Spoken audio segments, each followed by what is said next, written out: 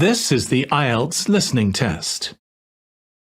You will hear a number of different recordings, and you will have to answer questions on what you hear. There will be time for you to read the instructions and questions, and you will have a chance to check your work. All the recordings will be played once only. The test is in 4 parts. At the end of the test, you will be given 10 minutes to transfer your answers to the answer sheet. Now turn to Part 1.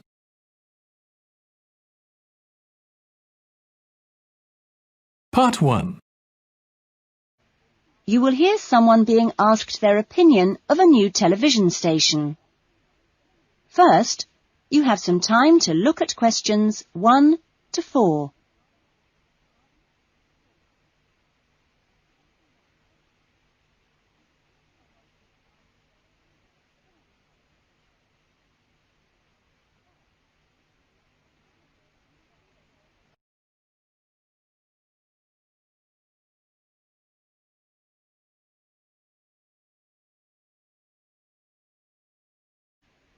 Listen carefully to the conversation and answer questions 1 to 4. Excuse me, I'm sorry to bother you, but would you have time to answer a few questions? What's it about? We're doing some market research for a new television channel starting in 2 years' time. Okay, why not? Lovely. We'll just work through this form. And if we could start with some personal background information? Sure. Right. If I could just have your age? 35. Right. Great. And your job? Systems analyst. But for the form, I don't know whether it would count as professional or business or what. What do you think? Okay, it's more like business. Fine. And would you mind my asking about your salary, or we can leave it blank? No, I don't mind. It's 40,000 a year. Oh, thank you. Right. About your current watching habits. What would you say is your main reason for watching TV? Well, at work, I tend to read for information and what have you, so I'd say that with TV, it probably just helps me relax and unwind. Fine. And how many hours a day, on average, do you watch TV? Not a lot, really. I should say just over an hour. You now have some time to look at questions 5 to 10.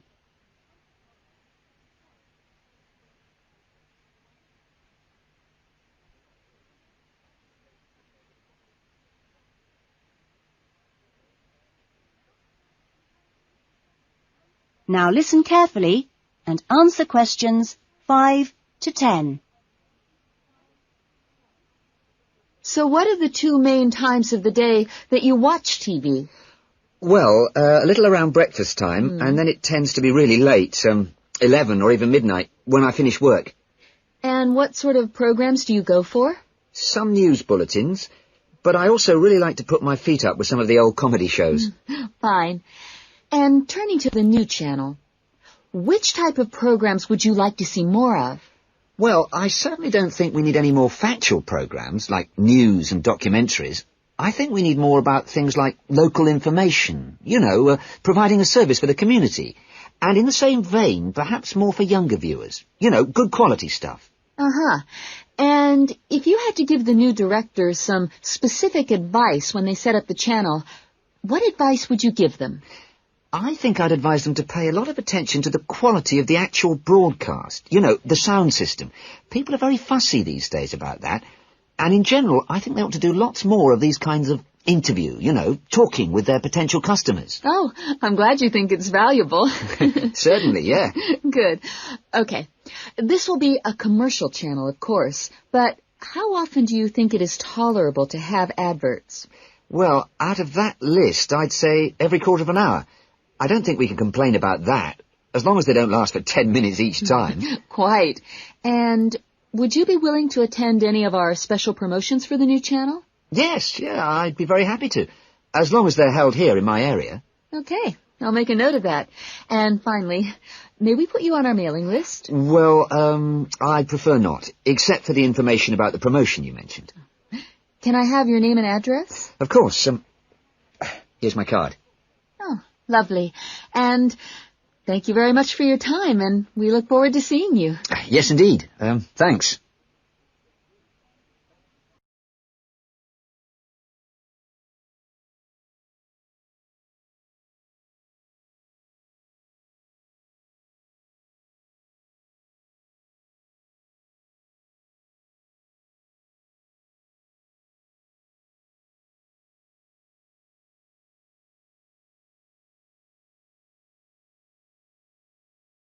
That is the end of Part 1.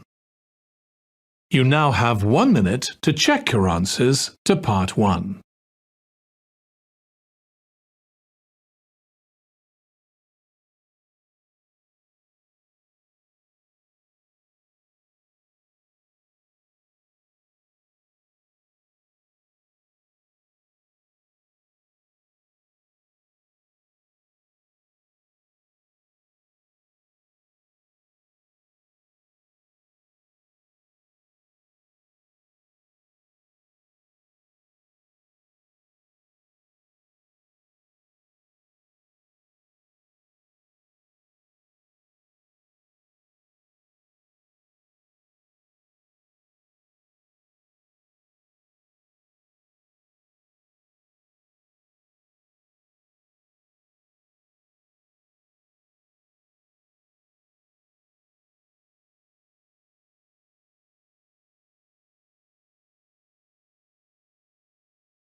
Part 2. You will hear a student welfare officer talking to a small group of students just before the beginning of term. First, you have some time to look at questions 11 to 16.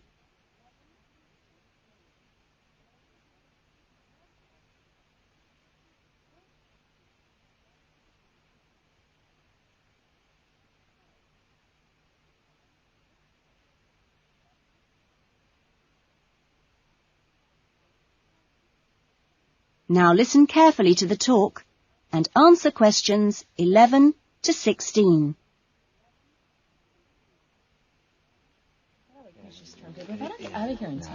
Okay.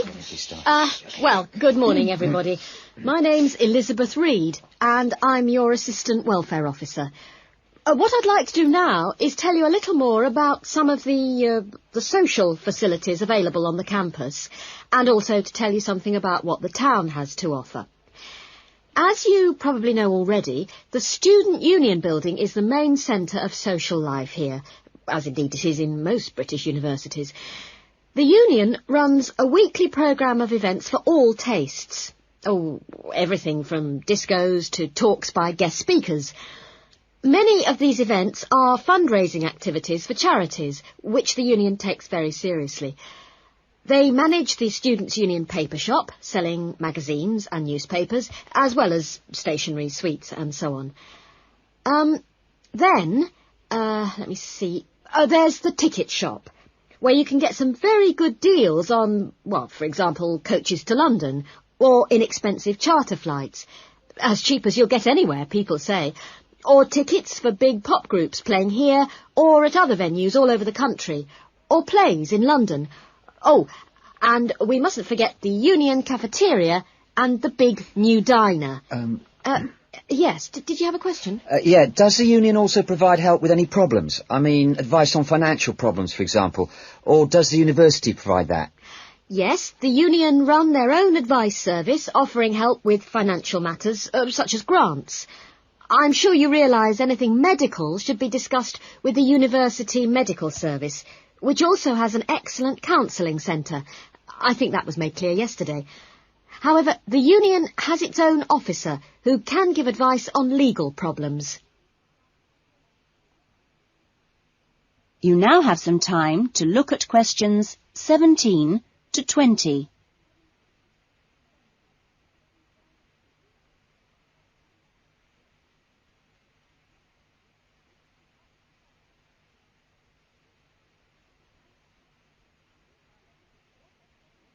Now listen to the rest of the talk and answer questions 17 to 20. Now, on to Radford. For a town of its size, Radford has some unusually good leisure and community facilities and has quite a good shopping centre with an interesting range of shops. As you go into Radford, there's a new, well, quite new, Olympic-sized swimming pool. That's on the outskirts at a place called Renton. Above the pool, there's a high-tech fitness centre. Are there any ice skaters here? No? Oh, pity. The facilities for ice skating are excellent. Well, the new Metro Tower, right in the centre of town, has got an ice rink and a sports hall for squash, badminton, volleyball and several other indoor sports. And in the same building, there's a new cinema with 6 screens. Then, let me see, in the main square, just 2 minutes' walk from the Metro Tower, there's the Theatre Royal, which often gets London productions on tour. And in the streets nearby, you can find a good range of inexpensive restaurants, including Indian, Chinese, Thai and Italian.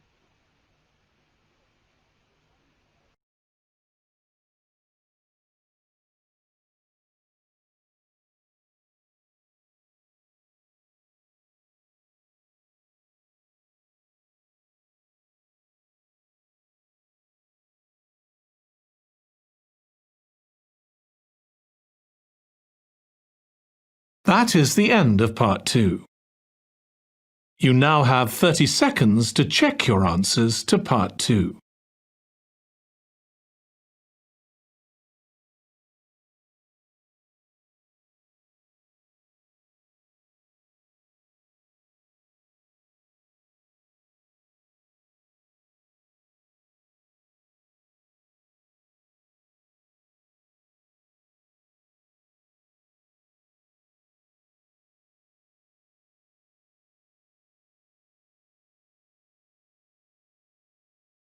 Part 3.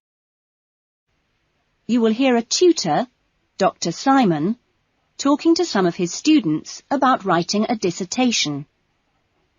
First, you have some time to look at questions 21 to 26.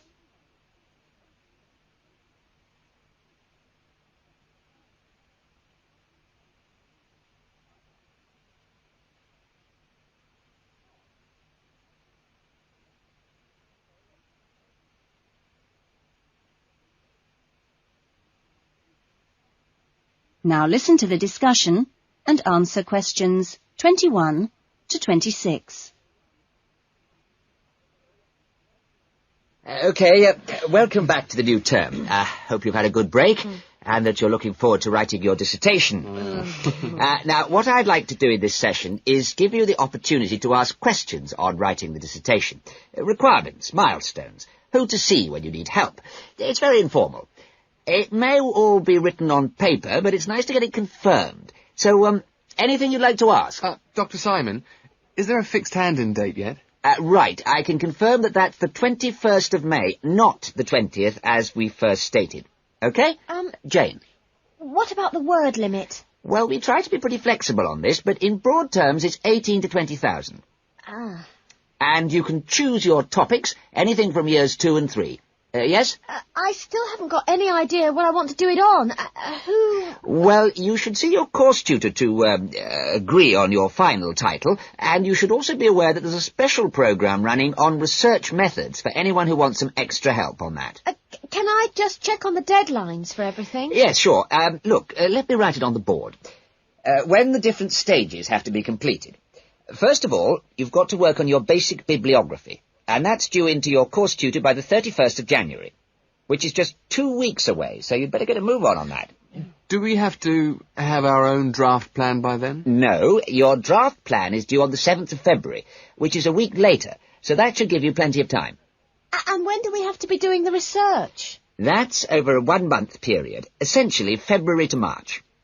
And the write-up? Well, you can't really get going on your writing until you've got quite a bit of the research done. So that's really March to May, with the hand-in date on the 21st. Any more questions? Now you have some time to look at questions 27 to 30.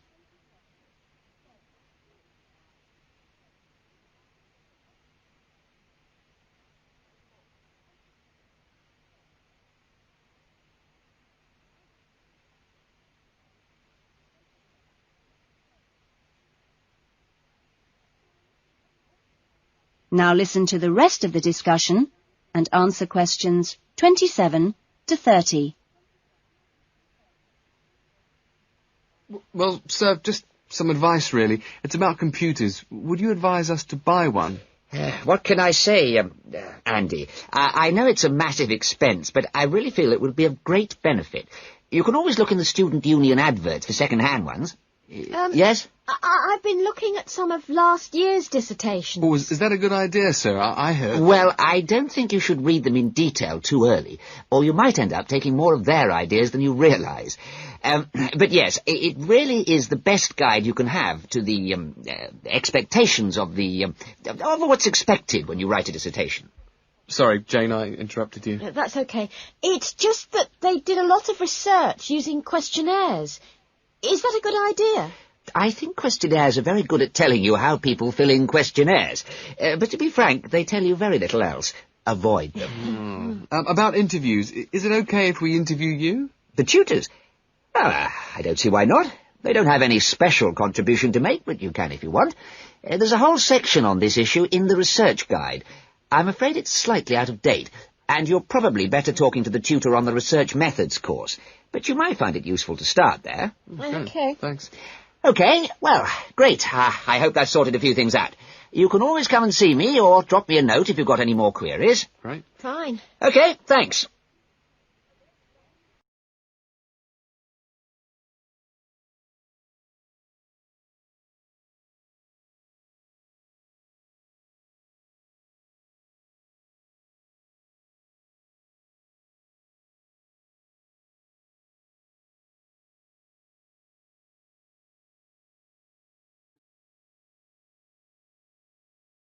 That is the end of part 3.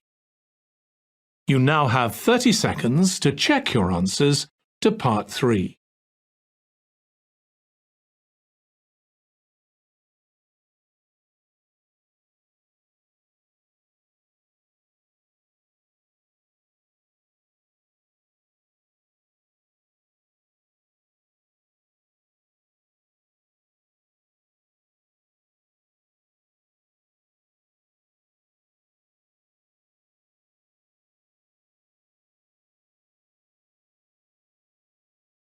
Part 4. You will hear a lecturer talking to a group of students at the beginning of a course in rural development. First, you have some time to look at questions 31 to 40.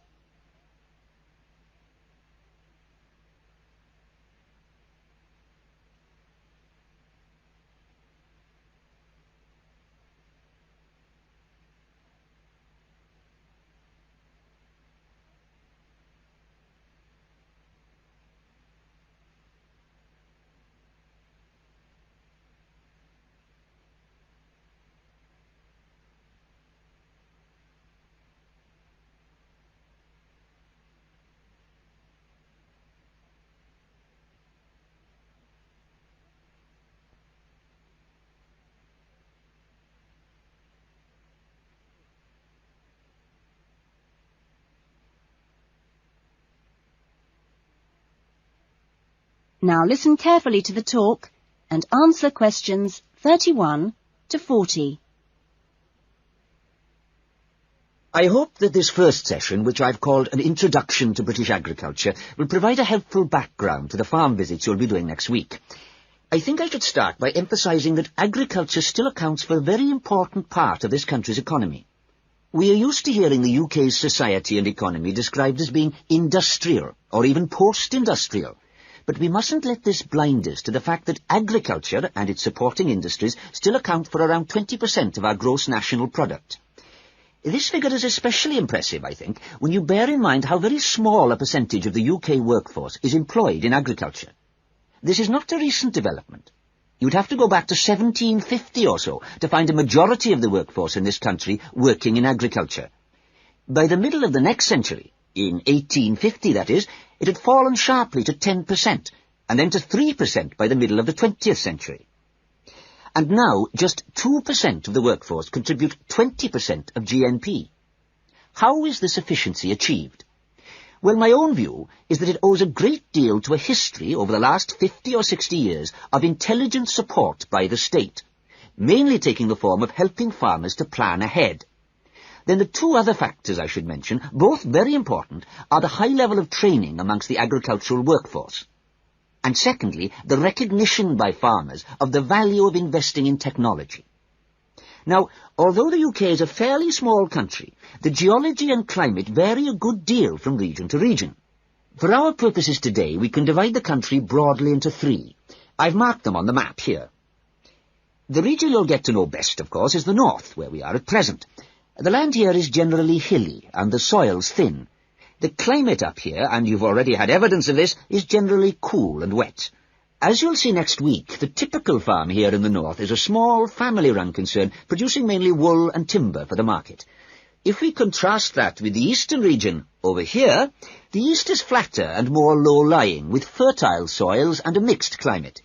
Average farm size is much bigger in the east, and farms are likely to be managed strictly on commercial lines. As for crops, well, the east is the UK's great cereal-producing region.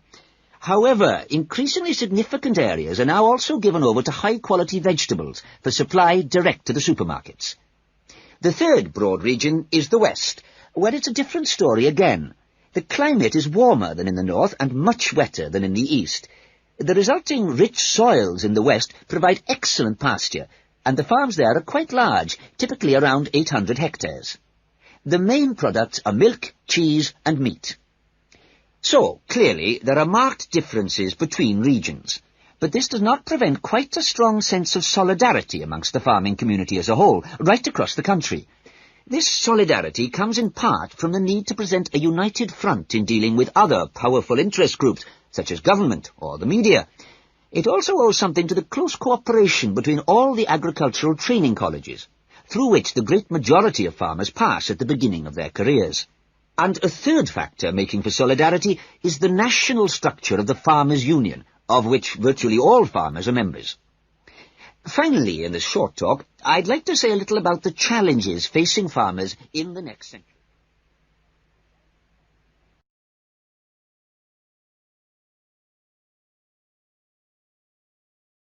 That is the end of Part 4. You now have 1 minute to check your answers to Part 4. That is the end of the listening test. In the IELTS test, you would now have 10 minutes to transfer your answers to the answer sheet.